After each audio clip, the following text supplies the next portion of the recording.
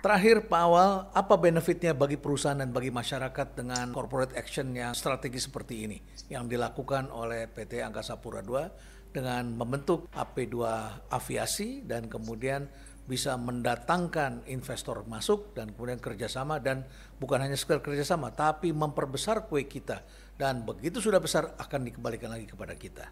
Saya melihatnya dalam konteks makro dan skala besar. Ini satu opportunity yang memang kemitraan strategis dengan investor asing ini masuk kategori foreign direct investment (FDI). Karena apa? Karena mereka memang bawa langsung capital untuk pengembangan infrastruktur. Jadi dapat kami sampaikan, Prof, mereka di samping tadi membayar upfront payment, mereka membawa komitmen capex itu sekitar 27 triliun sampai 25 tahun ke depan. Berarti sudah ada planningnya untuk apa saja, sudah ada planningnya ya? Sudah ada. Saya bisa gambarkan salah satu manfaatnya yang kemudian dalam jangka 25 tahun ke depan, kapasitas bandara yang sekarang 8 juta akan menjadi 65 juta. Oh, seperti Soekarno-Hatta. Betul sekali. 65 juta dalam tempo 25 tahun di masa kerjasama. Kalau tadi bisa saya sampaikan, proporsi international traffic-nya hanya 10%.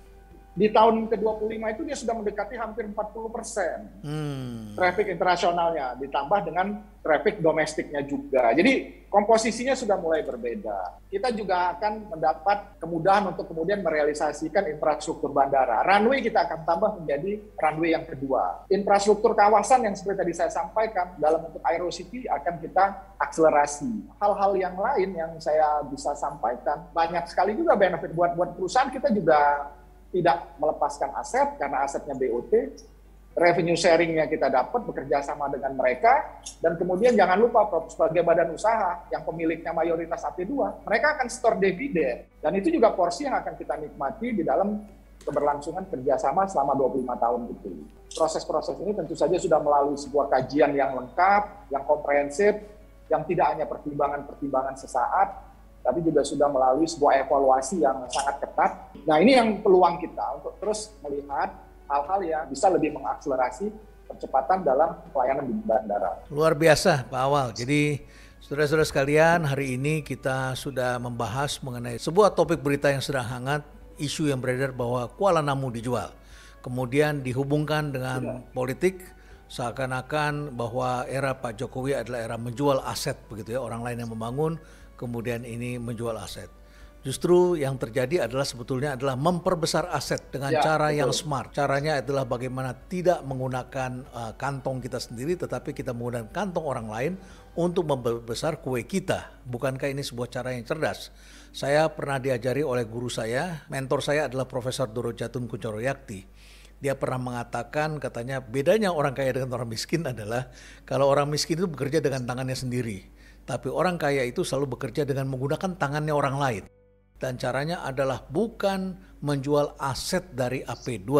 Karena aset semuanya adalah milik Angkasa Pura II, tapi Angkasa Pura II kemudian menciptakan sebuah perusahaan baru yang bernama Angkasa Pura Aviasi, dan di situ kemudian menerbitkan saham baru, dan saham baru kertas ini kemudian dibayar oleh asing dan diberi untuk membayar kepada Indonesia. Jadi kita sudah keluarkan uang dalam memperoleh izin, terus kemudian mereka membayarkan dan ada nilainya 1,65 triliun kepada Indonesia, kepada Angkasa Pura II. Dan kemudian setelah itu juga mereka akan membangun, setelah dibangun, dioperasikan, mendatangkan traffic, makanya disebut tadi adalah expansion the traffic, sehingga kita akan memiliki devisa yang masuk lagi, diperkirakan 25 tahun ke depan akan menjadi 40%. Selanjutnya setelah 25 tahun, aset ini akan dikembalikan kepada AP2 dan menjadi milik AP2. Saya kira contohnya sudah ada, yaitu Hotel Sheraton Bandara ya.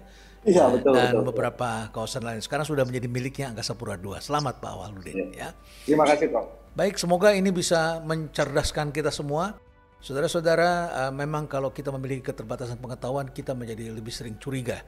Tapi memang prinsipnya sebagai manusia yang berilmu, kita selalu harus mendalami, mengkaji, bertanya, dan menguji kebenaran itu. Betapa gembiranya hari ini karena kita sudah mendapatkan sebuah informasi yang sangat berharga dan cara-cara berbisnis bagi saudara-saudara yang nanti ke depan perlu ketika mengelola perusahaan besar.